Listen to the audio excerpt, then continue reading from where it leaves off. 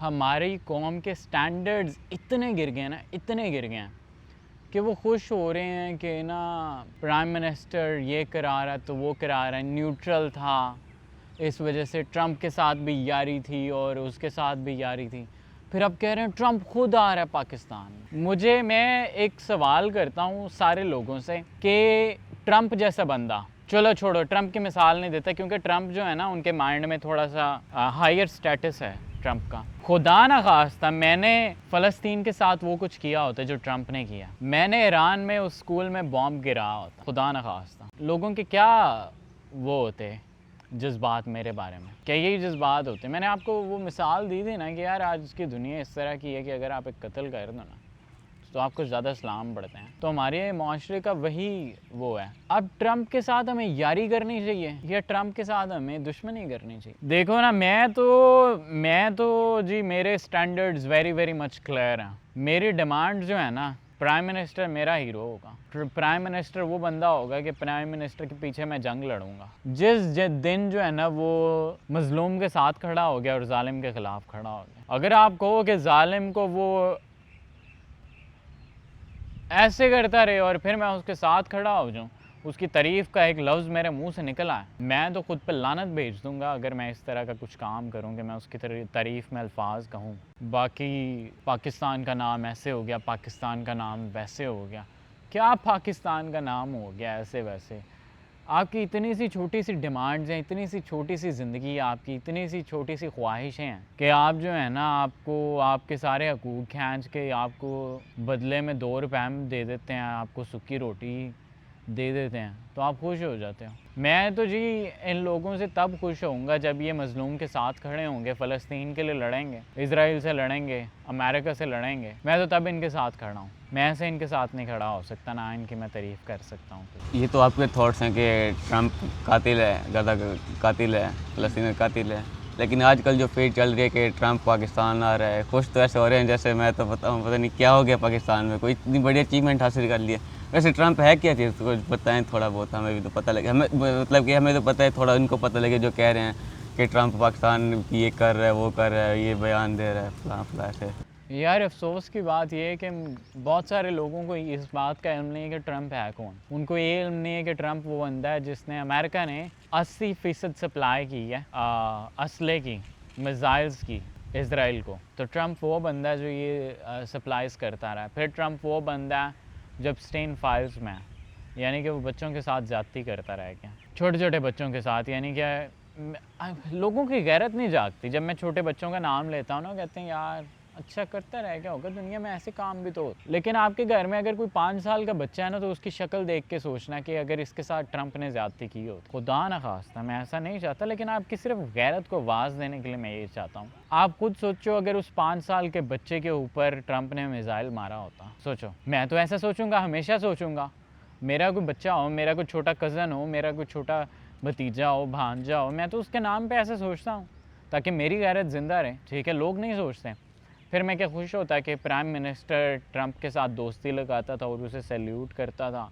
इस वजह से जो है ना आज हम इस सिचुएशन में है कि हम उन दोनों के दरमियान मीडिएटर बने हुए हैं। न्यूट्रल होना जो है ना, न्यूट्रल होना का मतलब है, मैं आपको अभी क्या बता सकता हूँ, मैं आपको बता सकता हूँ कि अभी ये बने हुए हैं बेसिकली दलाल। अपने पाँवों पे खड़े होने की इनकी हिम्मत नहीं है। मुझे समझ नहीं आती, इवन जो लोग होते हैं at the very very top, सिर्फ वो अपनी जान की परवाह करने के लिए ना वो अल्फाज नरम यूज़ कर जाते हैं इन लोगों के बारे में। लेकिन ये लोग ये डिज़र्व नहीं करते कि इन लोगों के बारे में नरम अल्फाज इस्तेमाल किए जाएँ। तो ट्रंप वो बंदा है जो बच्चों के साथ ज़्यादतियाँ करता था। इवन वो मतलब ये लोग ऐसे शैतान के पुजारी होते हैं कि इंसानों को कुर्बान करते हैं, इंसानियत के दुश्मन है। आपकी अपनी अक्ल बहुत छोटी है अगर आप इन बातों को नहीं मानना चाहते। मुझे आप इस बात का जवाब दें कि जब इनके पास इतनी हाई लेवल प्रिसीजन टेक्नोलॉजी है कि वो उसी जगह पे मिसाइल मार सकते हैं जहाँ पर ख़ुमैनी था, तो ऐसा कैसे हो जाता है कि स्कूलों पे मिसाइल मारने लग जाते हैं, हॉस्पिटल्स पे मिसाइल मारने लग जाते हैं, स्कूल पे मिसाइल मारने लग जाते हैं जहाँ पर हैं ही सारी बच्चियाँ? ऐसा कैसे हो जाता है? तो आप बिलीव करना चाहते हो करो, नहीं करना चाहते ना करो, लेकिन ट्रंप जो है ना इंसानियत का दुश्मन है। ठीक है, ट्रंप आज के दौर का फ़िरौन है। अच्छा, एक और ये चीज़ है कि जो वाम है ना, वाम देखिए अब पाकिस्तान ने कोई वैसे अच्छा काम तो नहीं किया ये, मतलब कि ट्रंप था जो हमारे मतलब कि मुसलमान भाइयों को मार रहा था और हम उनको कह रहे कि सुलह कर लो आप। वैसे एक अच्छी चीज़ तो नहीं, हमें भी ईरान का साथ देना चाहिए था, मतलब कि लड़ना चाहिए था।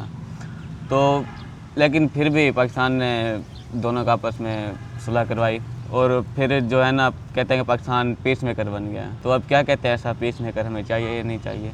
पाकिस्तान का तो नाम नहीं लेना चाहिए ना। पाकिस्तान क्या है, एक ज़मीन का टुकड़ा। पाकिस्तान तो कुछ भी नहीं कर सकता। ज़मीन का टुकड़ा क्या कर सकता है? कुछ भी नहीं कर सकता।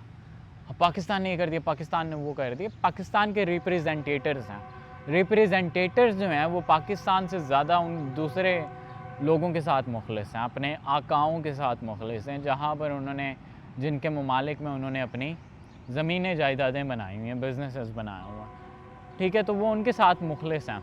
अब बात आ गई कि पाकिस्तान ने कुछ अच्छा किया, पाकिस्तान के रिप्रेजेंटेटर्स ने कुछ अच्छा किया या नहीं किया। तो मैं समझता हूँ कि एक जो है ना अच्छी चीज़ हो गई है पाकिस्तान से, जो कि वर्ल्ड वॉर 3 रुक गई है। अब ऑन द फ्रंट एंड हमें लगता है कि पाकिस्तान ने ही है, लेकिन मैं समझता हूँ कि हालात इस तरह के बन गए थे कि हर पार्टी के लिए यही बेहतरीन था कि ये कुछ होना चाहिए। तो ट्रंप को मुंह छुपाने के लिए पाकिस्तान के पीछे आना पड़ गया। मैं समझता हूँ मैं पाकिस्तान और इसके रिप्रेजेंटेटर्स का फ़ैन होता अगर इन्होंने एटलीस्ट धमकी भी दी होती, क्योंकि ट्रंप ने धमकी दी कि ना मैं जो है ना एक सिविलाइजेशन को इरेज कर दूंगा, हेल बना दूंगा, जहन्नुम बना दूंगा एक सिविलाइजेशन, यानी पूरी कौम के लिए ये ज़रा ज़मीन पर जहन्नुम बना दूंगा, यानी एटॉमिक बॉम्ब की बेसिकली उसने धमकी दी, जो कि वर्ल्ड वॉर 3 हो जानी थी। अब इसके जवाब में अगर तो पाकिस्तान के नुमाइंदे कहते कि अगर ईरान पे ऐसा कुछ हो रहा है तो हम डायरेक्ट अमेरिका पे ऐसा करेंगे या इसराइल पे करेंगे या फिर ईरान के साथ हम खड़े, और फिर उसके बाद ये इस तरह से मीडिएटर बन के टॉक्स कराता, तो मैं समझता बड़ा पाकिस्तान ने कोई रोल प्ले किया। लेकिन अगर पाकिस्तान ने ऐसी कोई धमकी शमकी नहीं दी और सिर्फ सल्यूट मार के उसके साथ तल्लुक़ कायम किया, और क्योंकि उसकी अवाम में उसकी टांगें खींच रही थी और उसके पास कोई ऑप्शन था ही नहीं, उसके पास ये ऑप्शन था ही नहीं कि वो जो है ना ये एटॉमिक बॉम्ब मार सकता, उसके पास नहीं था ऑप्शन। जिस वो सिचुएशन में था वो चीज़ उसे अलाउ ही नहीं करती थी, क्योंकि पूरी दुनिया उसके मुखालिफ हो जाती इस पॉइंट ऑफ टाइम में। जब एटॉमिक बॉम्ब पहले यूज़ किया था अमेरिका ने, तो बहुत ही चंद ममालिक के पास सिर्फ एटॉमिक बॉम्ब था, लेकिन अब दुनिया में बहुत सारे एटॉमिक बॉम्ब हैं दुनिया में लोगों के पास, और जिनके पास एटॉमिक बॉम्ब है वो पावर होल्ड करता है, ठीक है। और क्योंकि वो पावर होल्ड करते हैं, अब वो ऑलरेडी फ्रांस ने पुल बैक कर लिया, स्पेन ने पुल बैक कर लिया, इवन यूनाइटेड किंगडम ने पुल बैक कर लिया। ये लोग सपोर्ट नहीं कर रहे ट्रंप को, जो भी वो कुछ कर रहा है वॉर ऑन ईरान पे, क्योंकि उन्हें पता है कि वो इसराइल के वजह से ये जंगें कर रहा है। और इसराइल की आप हिस्ट्री देख लो कि उसने जो है ना 100,000 लोगों को जो है उसने शहीद किया, ठीक है। इतने उसने मिसाइल्स मारे हैं, गाज़ा में कोई बिल्डिंग आपको नज़र नहीं आती, उसने सारा प्लेन कर दिया। एक शहर जहाँ पर आप जो है ना बिल्डिंग्स ही बिल्डिंग्स थी, वेरी डेवलप सिटी था, और वहाँ पर अब आपको कुछ नज़र ही नहीं आता। आप ऐसे देखोगे प्लेन नज़र आता आपको, सारा कुछ सहरा बना दिया। तो मैं समझता हूँ पाकिस्तान या फिर इसके नुमाइंदों ने कोई ऐसा कुछ काम नहीं किया कि हम इन्हें तारीफ़ करें। ये बस इस सिचुएशन में आ गया जहाँ पर जो है ना अमेरिका उनके पीछे मुँह छुपा रहा, ठीक है। तो ये चीज़ जो है लोगों को समझ नहीं आती। तो ये सब करने की वजह एक और भी तो हो सकती है ना, कि जो ये गंदे काम करती है हुकूमत, इन सब को छुपाया जाए। जैसे आप देखें वज़ीर आज़म दौरे पे गया, अरशद मुनीर ईरान गया और पीछे तेल की कीमतें बढ़ रही हैं। हाँ, ये ट्रंप ने वॉर ही इस वजह से स्टार्ट की क्योंकि एप्स्टीन फाइल्स रिलीज़ हो रही थी, तो एप्स्टीन फाइल्स से लोगों का ध्यान हटाने पे।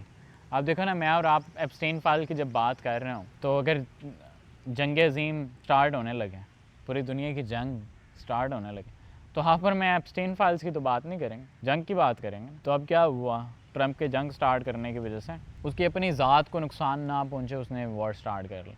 मैं आपको ये बता दूँ कि जब भी वॉर स्टार्ट होती है ना, दुनिया में इंसानों को लड़ना नहीं चाहिए। अब होता क्या है, जब भी एक बादशाह की बादशाहत गिरने लगती है ना, वो अपनी कौम से वही चीज़ इकट्ठा लेने के लिए ना, कौम को इकट्ठा करने के लिए और अपनी पावर को मेंटेन करने के लिए, अपनी बादशाहत को सलामत रखने के लिए वो जंग स्टार्ट कर लेगा।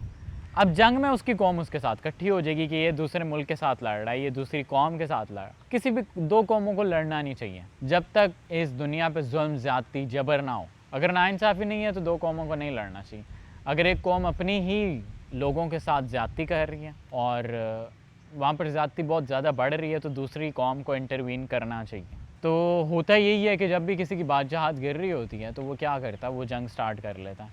जंग स्टार्ट करने से कौम उसके साथ मिल जाती है, क्योंकि अगर वो बादशाह को गिराएगी तो चांसेस ये हैं कि दूसरी कौम आके उस पर मुसल्लत हो जाएगी, उनको ग़ुलाम बना लेगी, ग़ुलाम बना के उनकी औरतों के साथ गलत सलूक करेगी और उन्हें भी ग़ुलाम बना लेगी।